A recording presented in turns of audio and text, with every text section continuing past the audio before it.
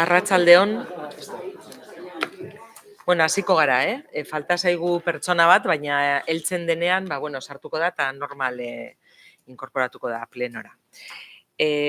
Hasiera emango diogu 2025ko iraileko ohiko osoko bilkurari, eta gai zerrendarekin hasi aurretik gogoratu nahi dut Inigo Hernando alkateak aitatasunagatik dagokion baimenaren bigarren zatia edo hartu duela, Euskadiko tokiko erakundeen legearen 25. artikuluak aitortzen duena baliatuz. Baimen honek irauten duen bitartean, bere botoa delegatu egin du, behin-behineko alkatearengan eta ez balego Asier Egiraun eta Amets Iturbe zinegotziengan orden horretan. Dekretua sinatuta dago eta pleno honetatik aurrela delegatuta dago Inigoren botoa. Hasiko gara.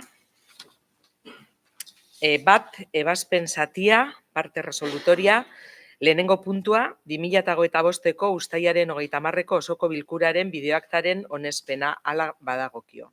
Aprobación, si procede, de la videoacta de la sesión plenaria de 30 de julio de 2025. Zeo zer esateko? Inork ez daukan ez ezer esateko, onartutzat ematen da. Bigarren puntua, 5-2-2025 espedientea, Ogasun eta Barne Erregimeneko Informazio Batzordearen irizpena, 7. fakturen onarpena, fiskalizazio eza eta eragozpena. Expediente 5248-2025, dictamen de la Comisión Informativa de Hacienda y Régimen Interior, 7ª aprobación de facturas, omisión de fiscalización y reparo. Alberto Ealo zinegotziak azalpen bat emango dugu. Bai, arratsaldeon. Precero España S.A. enpresak 2025ko uztailean eta abuztuan egindako lani dagozkien fakturen gastua onartzea, 93.500 €5,60 eta kontrahartzaileak egindako eragozpena kentzea. Aipatu behar da, azkenik, abuztuaren 8an, OARKek, kontratuen inguruko rekurtsoen administrazio organoa, ebazpen bat eman zuela Galdakon hiri hondakin solidoak biltzeko kontratuaren elespenaren aurka Precero España S.A.k bere garaian aurkeztutako errekurtsoa ezeztea ebazteko. Enpresa esleipendun Barriagaz, UTRSU Galdakao, egindako kontratua 2025ko irailaren 16an sinatu zen eta urriaren 15etik aurrera hasiko da zerbitzua ematen. Animo guztioi, Precero faktura irregular gutxi geratzen zaizkigu eta. Eskerrik asko. Eztabaidara pasatuko gara. Auzoak, Usansolo Herria, Alderdi Sozialista, EAJ, EH Bildu. Orduan buskatzea. Bozkatuko dugu, aldeko botoak, kontrako botoak, abstentzioa. Auzoak bai, Usansolo Herria bai, PSE abstentzioa, EAJ abstentzioa, EH Bildu bai, beraz, proposamena onartzen da. Hirugarren puntua, EAJ-PNV udal taldearen mozio adierazpena, elkarbizitzaren alde eta ertzaintza eta udaltzaingoen defentsan. Hirugarren puntua, moción de declaración del Grupo Municipal EAJ-PNV a favor de la convivencia y en defensa de la ertzaintza y las policías municipales. Irakurri nahi baduzue mozioa eta gero pasatuko gara eztabaidara. Arratsaldeon. Herritarren arteko elkarbizitza eta segurtasuna dira gizarte demokratiko ororen oinarrizko zutabe. Ertzaintza eta udaltzaingoak, Euskal Polizia kideko guztiak funtsezko elementu dira herritarren segurtasuna eta legeen betepena bermatzeko. Euskal Herrikide ditugun aldetik, babesten duten herritik hurbil egiten dute beren lana, mendebaldeko gizarteetako estandar demokratikoak betez. Erakundeei dagokie ertzainak zein udaltzaingoek gure gizartean egunero egiten duten lana babestea eta balioztea. Hala ere, azken asteotan, Euskal Autonomia Erkidegoko lurraldeetan udaltzaingoen eta ertzaintzaren kontrako eraso larriak eta seinalamenduak egin dira, soilik beren lana egin dutelako. Polizien bulego eta tokiak erasotzera eta Euskal Polizien lana eragoztera iritsi dira. Halaber, seinalamendu eta mehatxu larriak egin dira hiritarrek aukeratuta gobernuan lan egiten duten ordezkari publikoen kontra. Iraganeko garaiak gogora elkartzen dizkiguten jarduera eta jarrerak dira horiek. Erakunde guztiek eta ordezkari publikoek ekintza hauek guztiak salatu eta gaitzetsi behar dituzte, sekula babestu gabe berriro gerta ez daitezen. Hori dela eta, Galdakako udalak errespetuan oinarritutako kultura demokratikoa eta elkarbizitzaren printzipioak betez, ondorengoa proposatzen ditu. Bat, Ertzaintzaren, udaltzaingoen eta ordezkari publikoen kontrako erasoak, seinalamenduak eta jokaera bortitzak gaitzestea. Bi, Ertzaintzak eta udaltzaingoek hiritargoa babesteko egiten duten ezinbesteko lana aitortzea eta egiten duten lana erabat babestea. Hiru, Ertzaintzaren, udaltzaingoen eta ordezkari publikoen kontrako jokaera bortitzak eta mehatxuak bertan bera eskatzeko deia egitea, errespetuan oinarritutako elkarbizitza bermatzeko. Lau, Ertzaintza Euskal Autogobernuaren adierazgarri eta polizia hurbil eta demokratikoaren eredu dela adieraztea. Bueno, eztabaidara pasatuko gara orduan, auzoak. Arratsaldeon. Desde Auzoac reafirmamos nuestro compromiso firme con la convivencia, el respeto a las instituciones y el rechazo absoluto a cualquier forma de violencia, señalamiento o amenaza, ya sea contra cuerpos policiales o representantes públicos. Por eso reiteramos la defensa a la convivencia y el reconocimiento al trabajo de las policías municipales y Ertzaintza. No obstante, la moción presenta un enfoque que, en nuestra opinión, tiende más a una utilización política del contexto que a una verdadera voluntad de construir acuerdos amplios y efectivos. Creemos que el apoyo a nuestras instituciones, a la labor de la Ertzaintza y a las policías locales debe abordarse con la máxima responsabilidad, huyendo del posicionamiento partidista que pretenden dividir y buscando siempre el consenso institucional mediante un trabajo común y sincero. Por tanto, reiterando nuestro respaldo a una convivencia democrática y al trabajo de las policías vascas como garante de los derechos y libertades, optamos por la abstención. Eskerrik asko. Usansolo Herria, Alderdi Sozialista.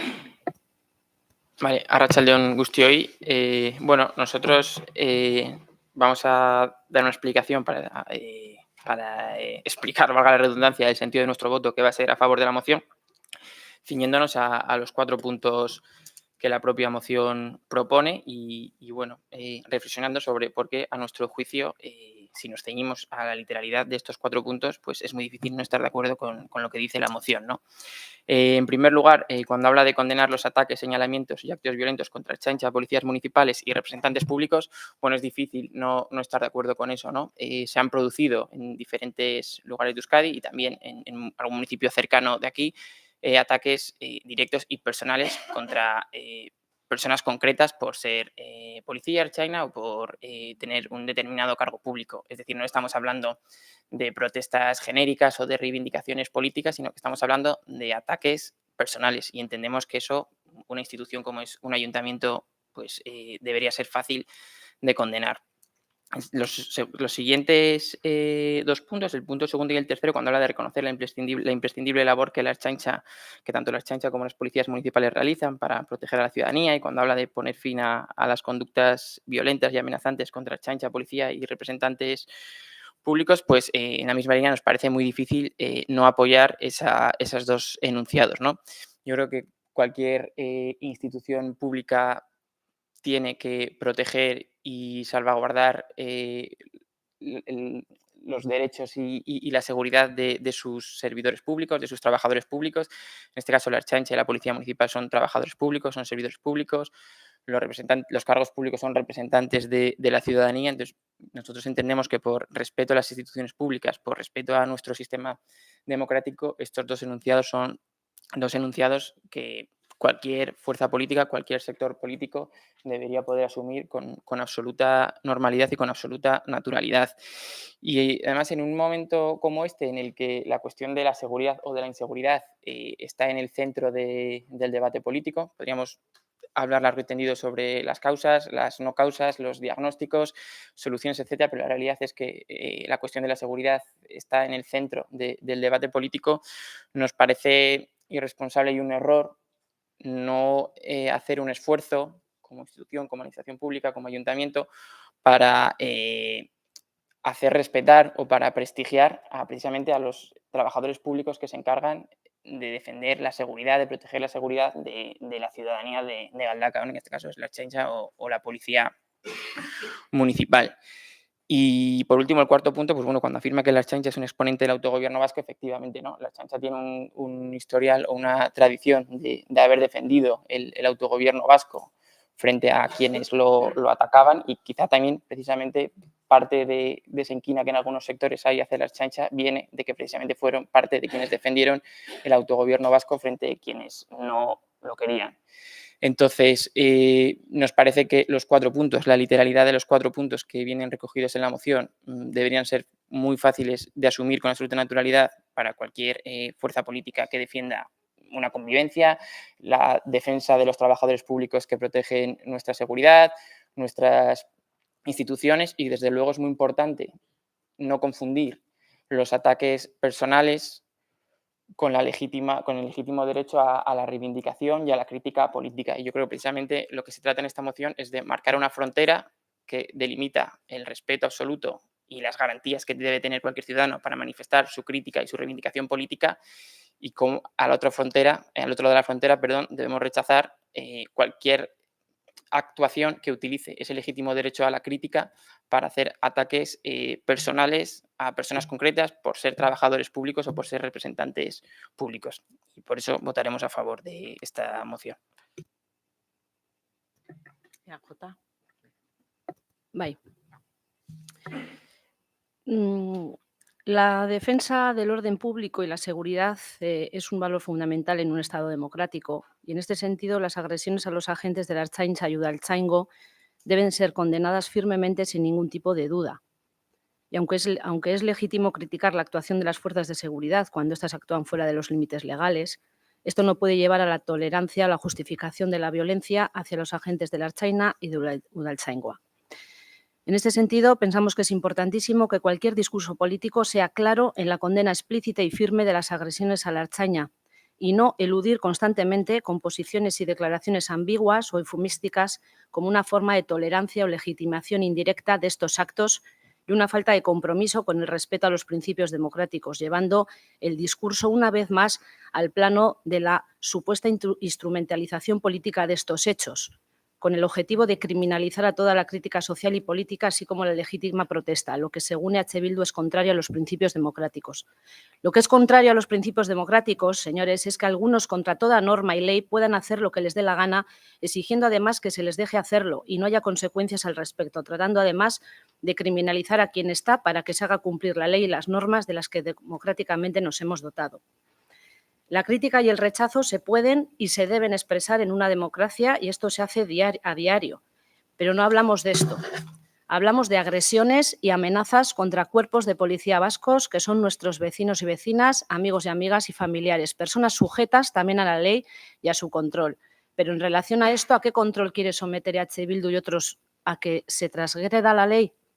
Hablan, además, de que estos hechos se dimensionan desmesuradamente, acallando así debates de fondo que afectan a la calidad de vida de la ciudadanía. Responder que estos debates a los que aluden se abordan a diario, algunos desde hace muchos años y de otros se acuerdan ustedes ahora, pero se escapan del trabajo y del consenso necesarios para mejorarlos. No olvidemos, además, que de entre estos temas que afectan a la calidad de vida de una manera importante en nuestra ciudadanía está también el de la seguridad, y desde luego los hechos de los que estamos hablando solo aumentan esa sensación de inseguridad y de impunidad de algunos ante la ley. Cuando se hace hincapié en frases como rechazar toda actuación que supere los límites del ejercicio legítimo de respeto a las instituciones o de la libertad de expresión, ahí añadiríamos algo que quizá se hayan olvidado y que cambia sustancialmente el sentido. Rechazo a las actuaciones que superen los límites del respeto a la libertad de expresión, pero también que supongan el incumplimiento de las normas y las leyes democráticamente adoptadas por la ciudadanía en una democracia y el ataque a quienes están para velar por su cumplimiento. Y no quieran confundir, no hablemos de legítima crítica y protesta ciudadana. Hablamos de expresiones de violencia, amenaza, coacción y que algunos no quieren que sean perseguidas según quienes las realicen. No olvidemos que las policías vascas están compuestas por conciudadanos, vecinos, amigos, familiares, y su crítica está avalada por la libertad de expresión y su actuación controlada por la ley bajo múltiples controles. Y cuando hablan del modelo policial vasco, decirles que el modelo policial vasco está muy claro, con sus errores y aciertos, como en cualquier instancia social. Un modelo en el que históricamente hemos aprendido de sobre a quién hay que parecerse y a quién no. El de la policía cercana, vasca, apegada al pueblo, democrática, respetuosa con los derechos y deberes de la ciudadanía, sujeta al control de la sociedad y de las leyes. ¿Se pueden dedicar los mismos apelativos a quienes han atacado a la Ertzaintza y a la policía local? Hablan de hacer un llamamiento a todas las fuerzas políticas a centrar el debate en los problemas que afectan a la ciudadanía. En este punto decirles que otra vez llegan tarde, pues los retos y problemas de la sociedad vasca ya se están trabajando y debatiendo, y de los que algunos que defienden determinados posicionamientos se han desvinculado a la hora de la verdad. Olvidan además que otra demanda social es la de la mejora de la seguridad y la adaptación de la Euskal Policía a los nuevos retos en materia de seguridad. ¿Quiénes esperan que cumplan esa función? ¿Los que están despreciando y atacando constantemente o pretenden crear brigadas ciudadanas al respecto, las mismas que asaltan comisarías?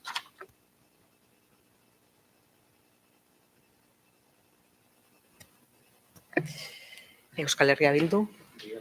Vale. Bueno, bigarren txandara pasatuko gara, auzoak, Usansolo Herria, Alderdi Sozialista. Normalmente en un debate en un pleno se interviene y luego se hace la réplica. Entonces es un poco difícil generar un debate honesto sobre algún punto cuando se elude hablar en primera intervención para dejarlo para una réplica. Entonces no es una forma muy honesta de abordar el debate, así que en mi turno de réplica no puedo ejercer la réplica porque no ha habido un turno de por medio por parte del principal grupo político de este ayuntamiento. Entonces, pues me quedo sin réplica. Enhorabuena porque, bueno, pues habéis conseguido efectivamente que no podamos tener réplica los grupos de la oposición. EAJ. Bai. Bueno, yo sí voy a hacer uso del segundo turno, más que nada para puntualizar aún más si cabe lo dicho en el primero.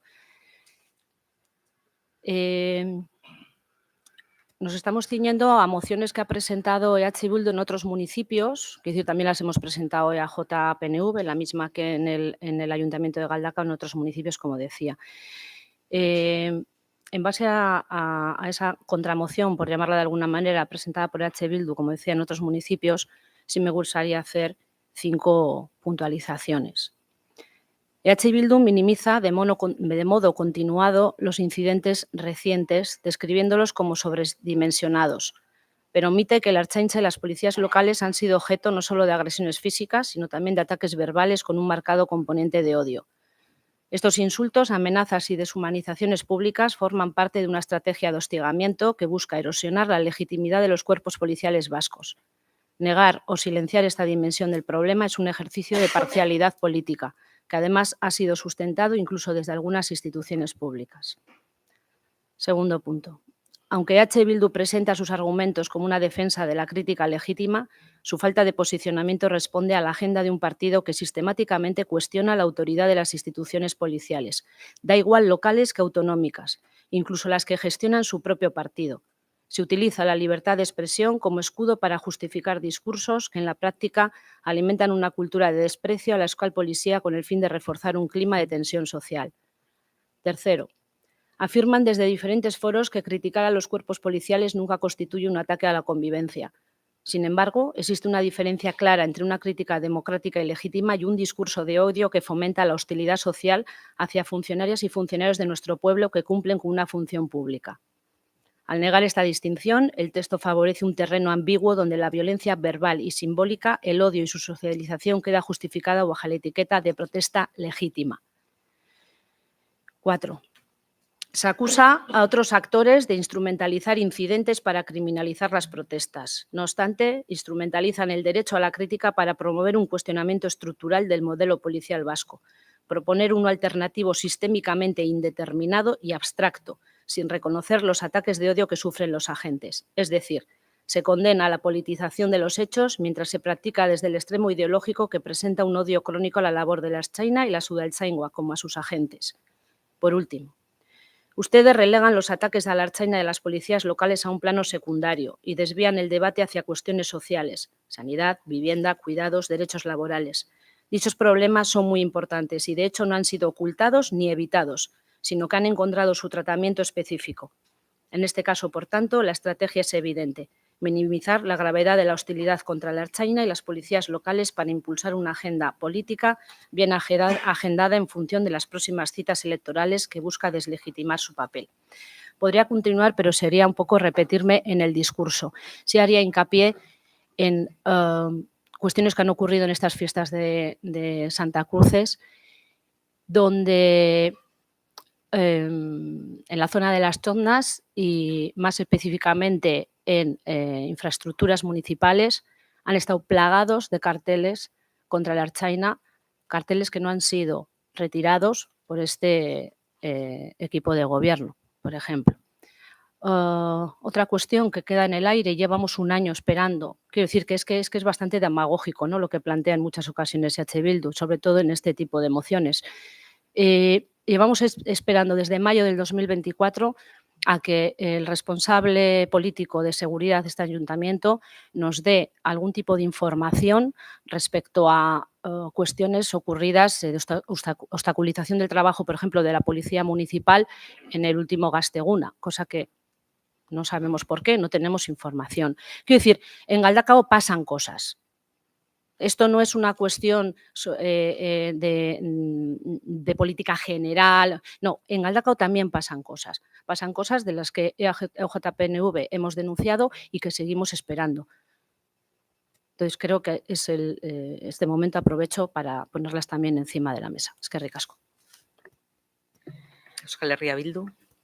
Bai, itxartxarekin hasi baino lehenago, argi utzi nahi dut, guk ez dugula erantzun orokor bat prestatu honetarako, ez dugula beste udalerrietan egin den kanpainaren inguruan jarraipen bat egin, beraz, erantzunak seguramente gauza askotan zerikusia izango du esandakoarekin eta beste askotan ez.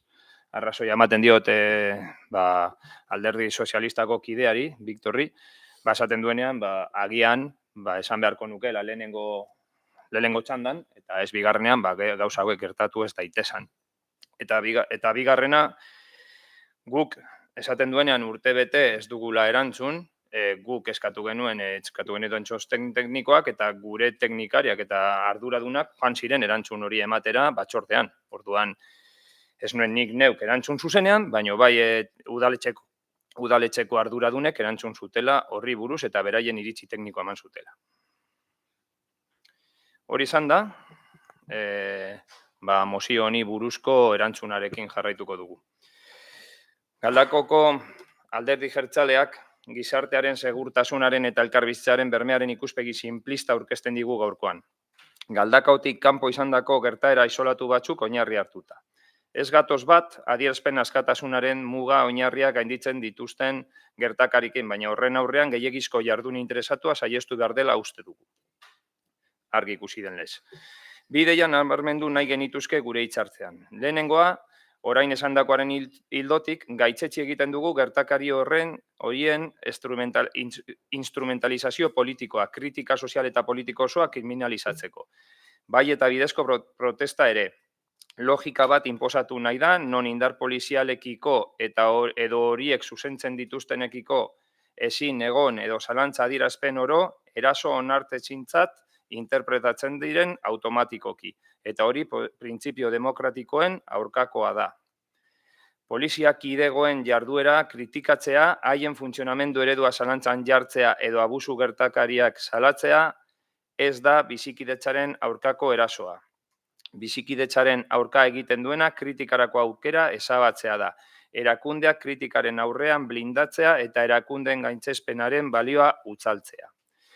Eta bigarrena, poliziaren ereduaren inguruko herri hausnarketa da. Mozio honen arabera, herritarren arteko elkarbizitza eta segurtasuna polizia lanaren bitartez soilik lortzen da.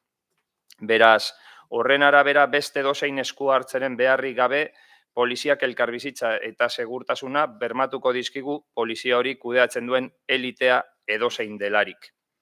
Argi daukagu gizarte aurreratu batek arazoei faktore anitzeko erantzunak eman behar dizkiela. Erantzun hauek elkarbizitza osasuntsua eta segurua izan beharko lukete helburu. Gaur egungo kudeaketa polizialak ez du helburu hori lortzen. Minutu batzuk hartu nahi nituzke esandako hau azaltzeko. Ditugun polizia kidegoak eredu hierarkiko batean oinarriturik daude, eta agintean dagoen taldeak beraien ustez egokiak diren irizpideak ezarri eta aplikatu egiten ditu. Hierarkia horretaz baliatuz, kidego polizialei esandakoa betearazten diete. Hau da, poliziak egiten duen esku hartzearen eta hori egitearen erantzunkizuna hierarkia horren goialdean daudenena da. Eta kasu honetan, hierarkia horrek daukan gestionatzeko moduaren aurka egiten duen edozein kriminalizatu nahi delako eta aginte horretan daudenen kudeaketa zuritu nahi delako dakarkigute gaur mozio hau bertara. Horrez gain, mozio honetan adierazitako hainbat egoeren zergaitia kudeaketa honetatik kanpo kokatzen dute erantzunkizun guztia besteen gain jarriz. Galdakaoko EH Bilduk argi dauka irakurketa simplista horietatik irten beharra daukagula. Arazo konkretuei eman zaien erantzunarekin ez gatozela bat, ez delako beharrezko azterketa sakona egin. Sortu daitezken arau uste egoera desberdinei erantzuteko alde guztiak behatzea ezinbestekoa da. Nire esparruari dagokionez, gurekin galdakaon lan egiten duten profesionaletan sinesten dugu eta babesten ditugu. Beraien lana ahalik eta ondoen egiten dutela deritzogu edozein lanbidetan dauden profesionalek egiten duten moduan. Hala ere, polizia eredu orokorrari helduz, haien jarduera nagusiki errepresioan eta zigorrean oinarritzen den testuinguruetan herritarrengan mesfidantza sortzen da eta erakundetatik urruntzen da. Ondorioz, babesarena baino gehiago mehatxuaren pertzepzioa sortzen delarik. Horren aurrean, beharrezkoa da hurbileko polizia ereduak ezartzea. Prebentziorako, lankidetza komunitariorako eta konfiantza eraikitzeko. Guk hurrengo eremuak indartuko genituzke. Gizarte lotura sendotzea. Hurbileko polizia batek komunitatearen eta erakunde publikoen arteko zubi gisa jokatzen du. Konfiantzazko eta zilegitasunezko harremanak bultzatuz. Horri esker, herritarrak entzunda eta babestuta sentitzea nahiko genuke. Kontrolatua edo kriminalizatua sentitu beharrean. Delituaren prebentzioa. Hurbiltasun ikuspegiak lehentasuna emango lioke gizarte problematikak goiz identifikatzeari. Auzo gatazkak, genero indarkeria, adikzioak, gazte bazterkeria eta prebentzio eta hezkuntza arloko esku hartzeak bultzatuko genituzke. Efizientzia eta iraunkortasuna segurtasun publikoan. Politika publiko integralak indartu behar ditugu. Eragile guztiekin elkarlanean aritu. Eskola, gizarte zerbitzuak, auzo elkarteak, osasuna, erantzun estrukturalak eta ez erreaktiboak emateko. Tokiko testu inguruetara egokitzea. Hobeto ezagutu behar ditugu lurralde bakoitzeko dinamikak. Horrek diagnostiko zehatzagoak egitea eta bizikidetzako eta segurtasuneko estrategia espezifikoak sortzea erraztuko liguke toki bakoitzean. Esku hartze homogenoak erabili berrean toki guztietarako. Gure helburua, herritarrek polizia elkarbizitzarako aliatutzat hartzea da. Eta aurkezten zaigun mozioan, orain arteko polizia eredua denboran iraunarazteko egiten den poliziaren kudeaketaren kritika isilarazteko eta orain arteko hierarkia mantentzeko egiten den proposamen bat da. Horregaitik eta benetan prebentzioan eta bizikidetza baketsuan oinarritutako gizarte eredu batera igaro nahi dugulako aurkezten zaigun mozioari ezezkoa eman behar diogu. Hori bai. Prest gaude, polizia kidegoen kudeaketaren inguruan dituzuen kezka zein gogoeta desberdinei buruz eztabaida zintzoari ekiteko. Eskerrik asko da. Eskerrik asko. Bueno, honekin ebazpen zatia bukatutzat emango dugu. Bai, parkatu. Bosketara orduan. Mozioa bozkatuko dugu. Aldeko botoak. Kontrako botoak. Abstentzioa.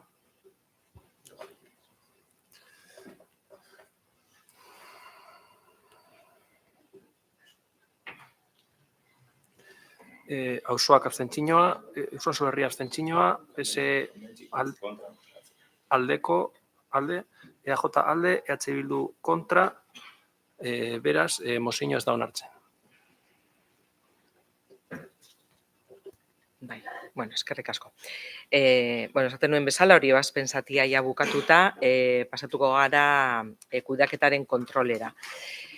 Laugarren puntua, 3.3.7/2025 espedientea, 2024-26 ekitaldirako ekintza planaren berri ematea. expediente 3379-2025, dar cuenta del plan de acción para el ejercicio 2024-26. Bosgarren puntua, 5.188/2025 expedientea, 2025ko bigarren hiruhileko berankortasun txostenaren eta hornitzaileei ordaintzeko batez besteko epearen berri ematea. Expediente 5188/2025, dar cuenta del informe de morosidad del segundo trimestre de 2025 y del plazo medio de pago a proveedores. Seigarren puntua, 3/08/2023 expedientea, alkatetzaren 2025 1/9/02 zenbakiko dekretuaren berri ematea. Goragokoak beraganatzea, errebokatzea eta eskuordetzea. Expediente 3908/2023, dar cuenta del decreto de alcaldía número 2025-1902 de abocación, revocación y delegación. Zazpigarren puntua, 2025ko uztailaren 22tik irailaren 16ra arte emandako alkatetza dekretuen eta zinegotzi delegatuen ebazpenen kontu ematea. Dar cuenta de los decretos de alcaldía y resoluciones de concejalías delegadas dictados desde el 22 de julio hasta el 16 de septiembre de 2025. Eta 8. puntua, galderak eta eskaerak. Ruegos y preguntas. Víctor, ¿este norbait? Vale. Va, Víctor. Vale, sí, el ruego que nosotros queríamos plantear es el de que haya mayor diligencia a la hora de gestionar, a la hora de responder a las preguntas que se registran desde los grupos de la oposición, a todas. Quiero decir, esto no es como cuando íbamos a selectividad, que te hacían 3 preguntas, elegías las 2 que mejor te sabes y la tercera no hacía falta responderla. Aquí hay que responder todo lo que por registro, de manera formal, preguntan los grupos de la oposición. A veces se nos ha dicho que es que el sistema electrónico va mal, que si a no sé quién se le ha olvidado decirle a no sé qué otra persona que le dijese a no sé quién que no respondiese la pregunta, y yo creo que no es aceptable esas justificaciones, ¿no? Entonces, insisto, lo que pedimos es diligencia y rigor a la hora de responder en plazo a las preguntas que planteamos desde los grupos de la oposición, porque al final lo que nos queda es pensar si esa forma de proceder por parte de algún equipo se debe a pura negligencia, a desidia o a opacidad, que no voy a utilizar la palabra soberbia, pero es verdad que esto lo hemos planteado por escrito en reuniones internas, es decir, no de cara al público, pero bueno, nos vemos la necesidad también de ponerlo encima de la mesa en este pleno municipal.